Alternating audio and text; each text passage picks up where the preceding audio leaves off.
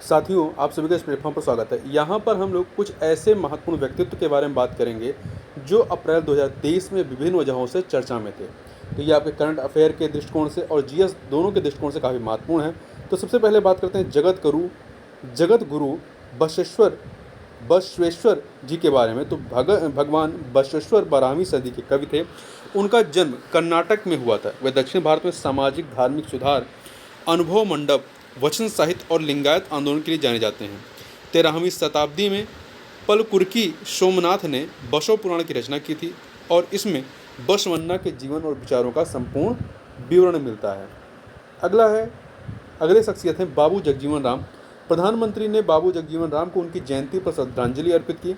इनका जन्म बिहार में हुआ था। वे एक स्वतंत्रता सेनानी थे और वे अस्पृश्य मानी जाने वाली जातियों के एक प्रमुख नेता थे। इनका योगदान क्या है? वर्ष 1934 में उन्होंने अखिल भारतीय रविदास महासभा और all India depressed class league की स्थापना की थी। वर्ष 1935 में वह हैमंड आयोग के सामने पेश हुए थे तथा पहली बार दलितों के लिए मतदान के अधिकार की मांग की थी। उन्होंने सविनय अवज्ञा आंदोलन, सत्याग्रह आंदोलन और भारत छोड़ो आंदोलन में पार्टिसिपेट किया था। आगे बात करते हैं डॉक्टर केशवराव बलीराम हेडगेवार के बारे में। तो केशवराव का जन्म 1 अप्रैल 1889 को नागपुर में हुआ था। उन्होंने अच्छे अंकों के साथ मेडिकल परीक्षा पास की और नागपुर लौट आए। डॉक्टर हेडगेवार ने देश और समाज के लिए इस पेशे से दूरी बना ली, मतलब मेडिकल पेशे से। इनका योगदान क्या रहा है? स्वतंत्रता सेनानी डॉक्टर केशवराव बलीराम हेडगेवार के लिए भारत की आज़ादी ही उनके जीवन का एकमात्र लक्ष्य था। छात्र जीवन में उन्होंने वंदे मातरम आंदोलन का नेतृत्व किया था और अरविंद घोष, भाई परमानंद, सुखदेव और राजगुरु आदि महान क्रांतिकारियों के संपर्क में आए। आगे बात करते हैं CY चिंतामणि के बारे में। CY चिंतामणि चिरावरी योगेश्वर चिंतामणि का जन्म 10 अप्रैल 1880 को आंध्र प्रदेश के विजयनगरम में हुआ था। इनके योगदानों की बात करें तो वह गोपाल कृष्ण गोखले को अपना राजनीतिक गुरु मानते थे। 1898 में वह कांग्रेस में शामिल हुए। उन्होंने विजांग स्पेक्टेटर अखबार के संपादक के रूप में नियुक्त किया गया। उनके संपादक बनने के बाद इस अखबार का नाम बदलकर इंडियन हेराल्ड कर दिया गया। द लीडर्स ये राष्ट्रवादी अंग्रेजी समाचार पत्र था कि पहले संयुक्त संपादक चिंतामणि और गणेंद्र नाथ गुप्ता थे। CY चिंतामणि ने 1918 में सुरेंद्र नाथ बनर्जी, दिनशा वाचा, चिमन लाल सीतलवाड़ और तेज बहादुर सप्रू के साथ लिबरल पार्टी का गठन करने के लिए कांग्रेस छोड़ दी।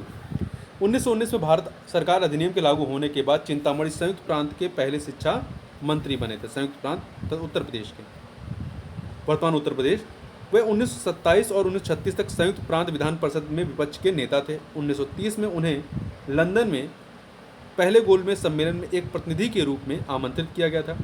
1939 में उन्हें नाइटहुड की उपाधि से सम्मानित किया गया था, लेकिन उन्होंने ब्रिटिश राज की आलोचना करना कभी बंद नहीं किया। आगे बात करते हैं CB सुब्रमण्यम अय्यर के बारे में।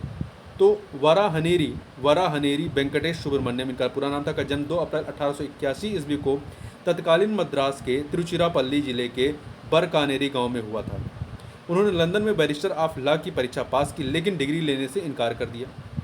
अय्यर ने इंडिया हाउस जाना शुरू किया, जो कभी लंदन में भारतीय राष्ट्रवादियों के लिए एक लोकप्रिय अड्डा हुआ करता था। इनके योगदान की बात करें, जब वह पांडिचेरी पहुंचे तो उन्होंने कथित तौर पर युवाओं को हथियार का उपयोग करना सिखाया। साथ ही देश के अन्य क्रांतिकारियों को भी हथियार उपलब्ध कराए। वह एक कुशल विद्वान भी थे। उन्होंने वीर सावरकर की मराठी पुस्तक 1857 का स्वातंत्र्य समर के अंग्रेजी अनुवाद पर काम किया। उन्होंने इस पुस्तक को पूरे भारत में गुप्त रूप से प्रचार किया। अंग्रेजों द्वारा बंदी बनाए जाने के दौरान उन्होंने अपने समय का उपयोग महत्वपूर्ण तमिल साहित्य का अंग्रेजी में अनुवाद करने में किया। अय्यर 1917 में पौंडीचेरी महात्मा गांधी से मिले और अहिंसा का समर्थक बन गए। अय्यर तमिल पत्रिका देशबकथन के संपादक थे। उन्हें आज भी आधुनिक तमिल लोककथा का जनक माना जाता है। आगे बात करते हैं सागरमल गोपा के बारे में। सागरमल गोपा का जन्म 3 नवंबर 1990 को जैसलमेर रियासत में हुआ था, जैसलमेर राजस्थान। सागरमल ने प्रतिबंधित संगठन प्रजामंडल का नेतृत्व किया तथा जैसलमेर और आसपास के क्षेत्रों में लोगों को स्वतंत्रता संग्राम में शामिल होने के लिए प्रेरित किया। 1921 में सागरमल महात्मा गांधी के असहयोग आंदोलन में शामिल हो गए और जैसलमेर के लोगों को इसमें शामिल होने के लिए प्रोत्साहित किया।